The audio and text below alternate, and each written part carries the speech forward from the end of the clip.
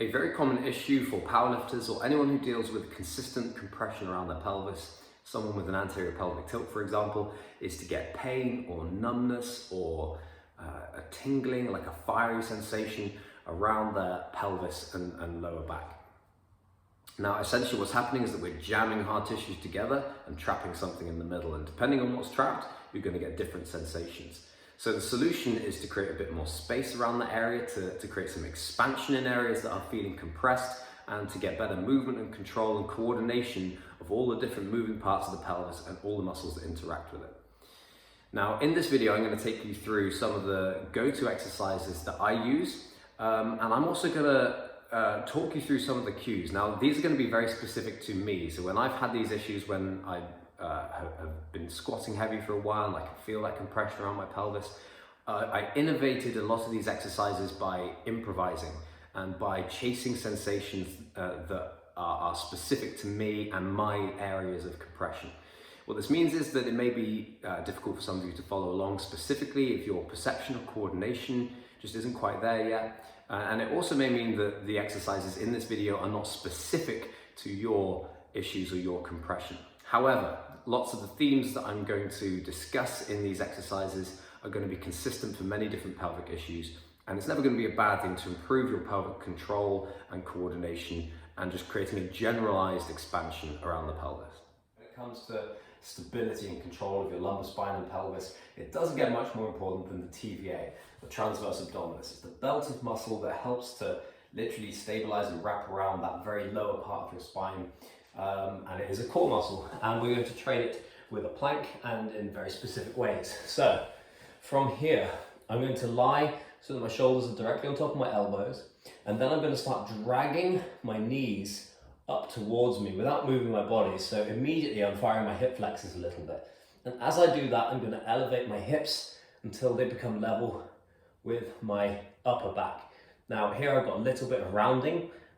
I'm going to just correct that, which is why it's important to use a mirror. So I've got my thoracic engaged, I've got my TVA engaged. If we come to a perfectly flat position, it should be very, very challenging. And then I may even need a bit of anterior tilt. The big cue for your TVA is to pull in your belly button. So that's really what I'm thinking about. Well, you should notice if you stand in an anterior tilt, if you draw in your belly button, it should immediately start to correct that anterior pelvic tilt. Now for me, from here, I'm also going to focus on single leg work, so I'm going to help control rotation, kicking back with one leg at a time, and I'm also going to add more of that drag. So from this position, I'm really trying to pull my right knee, that's the knee that's on the floor, up towards my body. So again, I can feel my hip flexors, I can feel my quads. Here I'm doing it on my left side, still trying to maintain that flat posture. And what we're doing here is starting to engage a contralateral tilt. So my left side of my pelvis is tilting one way and the right side of my pelvis is tilting another way. This is exactly how they are supposed to articulate during gait, and we can just start to get some of that movement and decompression in that fashion if we apply those cues during that exercise. In this next exercise we're going to be targeting a lot of the same things, but from the different or the opposite setup. So this time we're going to be in a bridge, so on our backs, and instead of using our quads and hip flexors, we're going to feel our hamstrings a lot. So we're going to lie down, we're going to aim for a roughly 90-degree bend at the knee. And what I'm going to do here is, again, draw in my belly button, push it into the ground, and I'm going to tuck my pelvis. Imagine someone's sliding a piece of paper under my bum and I'm just rolling it off, just to let it slide underneath. Roughly 90-degree bend in the knees, doesn't matter too much, and you can experiment with yourself in terms of which angles gives you the best stimulus. Now from here, I'm on my heels, so my toes are lifted, and I'm thinking about dragging the ground up towards my body, so I'm already feeling my hamstrings. With the posterior tilt, I should feel them quite strongly, and I'm going to bridge up whilst keeping that drag. And as I drag back with my heels, I'm thinking about projecting my knees really long. So again, that's putting me into a slight posterior tilt, strongly feeling the hamstrings, keeping the knees in line with my body, not letting them drop out or pull in. And that on its own is a killer. To again start to get this contralateral articulation of the pelvis, we're going to go to a single leg variation where I'm going to do all of the same cues from a single leg, and I'm pulling up into my bridge, dragging the heel towards me, and I'm also going to hug my knee and push out as I do it. Got a lot of different tensions around the pelvis here, and you want to try and hold that for 5 to 10 seconds, and you should feel almost a self-induced manipulation. It's very much like a chiropractic manipulation, but done with muscular tension, which means that your brain is involved, which means you're more likely to learn and retain those positions, unlike if the intervention is done passively by a chiropractor or a different practitioner, which is why it's very common to see one of those practitioners, feel great when you leave the office, and within an hour or a day, if you're lucky, you already go back to normal because your muscles haven't learned that new position. Next, we're going to hit the glutes, but we're going to do so again in a very specific fashion, where we're going to do kickbacks.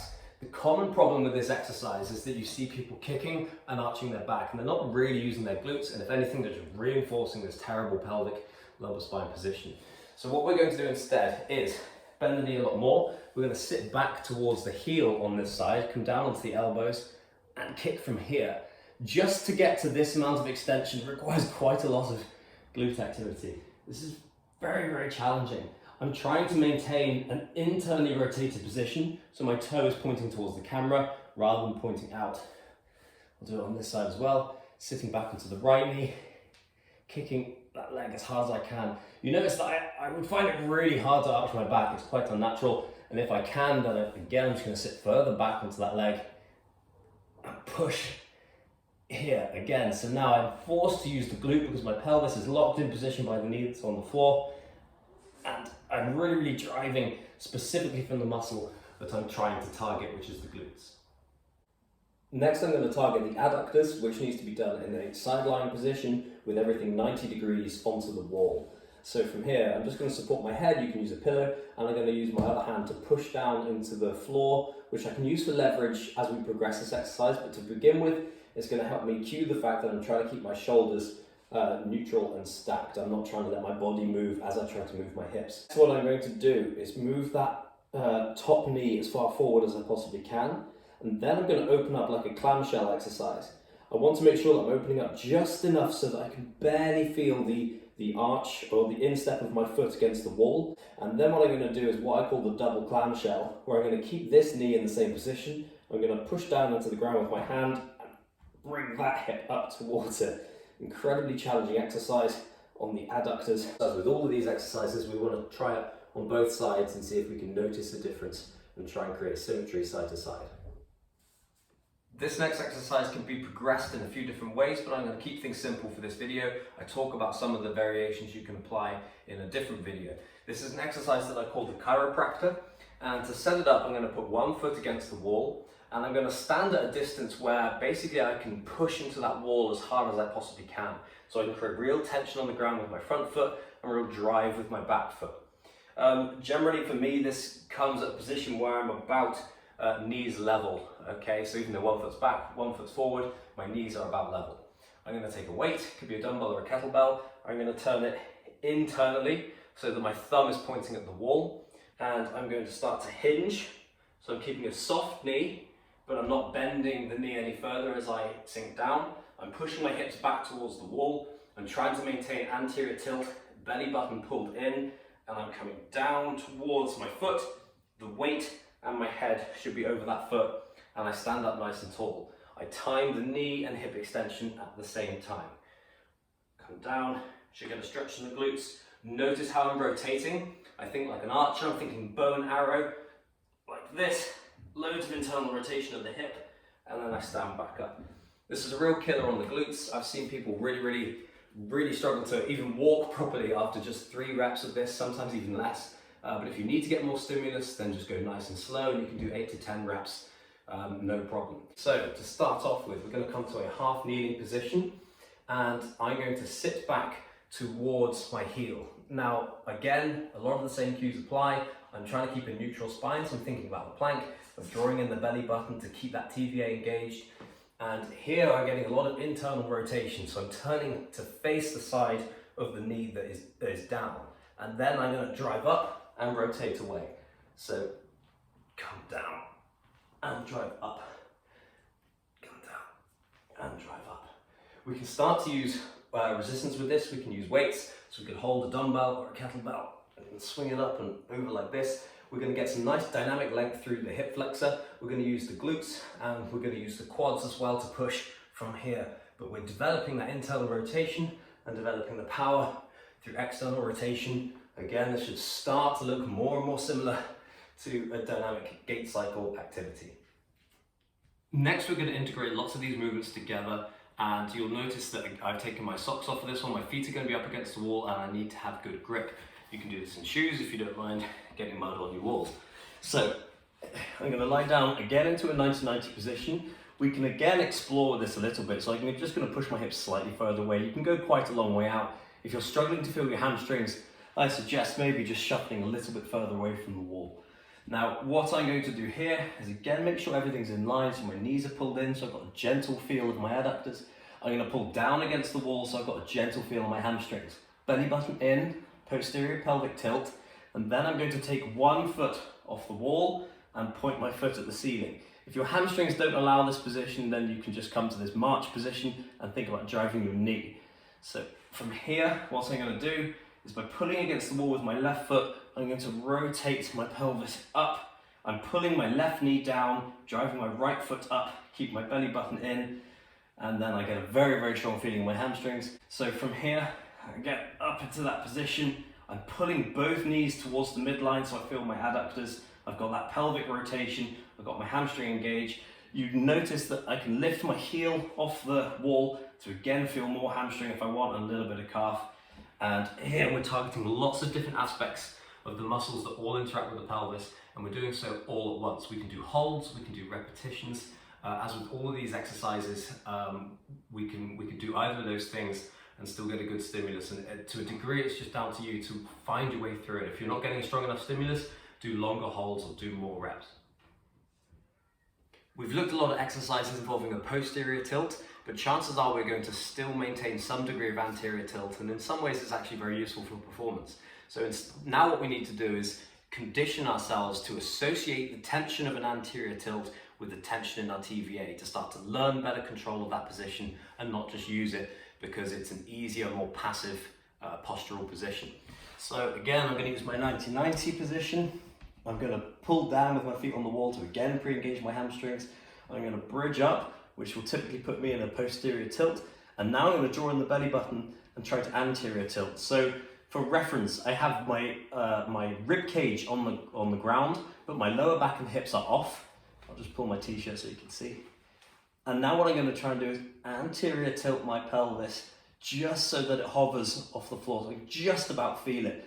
As I do this, I've got to maintain that drawing in of the belly button. And as you can hear, this is a really challenging position to maintain.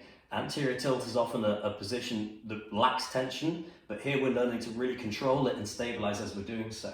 Here I can really, really feel my hamstrings. If we want to progress this, we can do the same process as before, where I can point a foot at the wall and I can start to create some shifts and rotations, while this time maintaining the anterior tilt, and again, feeling the hamstring and TVA working hard. Often for people with a pelvic issue, they struggle to create true stance on the side that is problematic. So for me, I tend to get pelvic issues more on the left side. This is generally more common across the population. Check out the Postural Restoration Institute, PRI, for more information on that and for more information about what a stance phase entails. But for this exercise, basically we're going to target lots of the aspects of stance and put them all into a loaded exercise. So I'm going to stand near a wall, and if I'm going to work on my left side, I'm going to put my right foot forward so that I can push into the wall with that foot. I can elevate it if that makes things more comfortable, put something underneath to bring that foot up, to put more weight back into the left side, which is fine. I'm going to position myself so that I've got my left hip rotated backwards like this, which is going to create an internal rotation of the pelvis towards the left side. And what I'm going to do here is push into the wall hard with the right leg, and I'm going to sit down into a squat on the left side. Now the key thing here is that I'm also going to start to rotate my left side of my shoulders forward. So now I'm creating this corkscrew effect of the ribs versus the pelvis. And I can feel lots of different muscles on a stretch here. We create a lot of spiral sling-based tension across through the whole system as I squat down, and I stand back up. Squat down and stand back up. All the while I'm feeling a lot of pressure into the ground through the instep of my foot. I want to be slightly pronated, generally with my head, knee and foot all stacked over that left side. So from the front, I'm pushing into an imaginary wall with my right leg, and I'm sitting down to a squat and I'm rotating my left shoulder forwards as I do so. This is basically where we would come to as we would create like a propulsive phase out of our stance phase during a gait cycle. I hope you find some of these exercises useful. Bear in mind that there are infinite variations of what I've applied here. I hope some of the themes you're going to be able to take away and maybe even apply to different situations. There are infinite progressions and regressions from the things that I've shown here. If you want examples, then please do get in touch. Also bear in mind that the next stage on from here is basically just to get back in the gym and get training. If you approach exercise in the right way, then every exercise you do to some degree should be some form of corrective. You should always be trying to improve position, improve movement capacity, and improve coordination. So moving on from here, there really are infinite extrapolations of the principles that I've discussed in this video. And if you want to take your training in that direction where you are doing highly loaded, highly dynamic, highly explosive movements, but adhering to the principles of the body and the way that the pelvis articulates, then like I said, please do get in touch.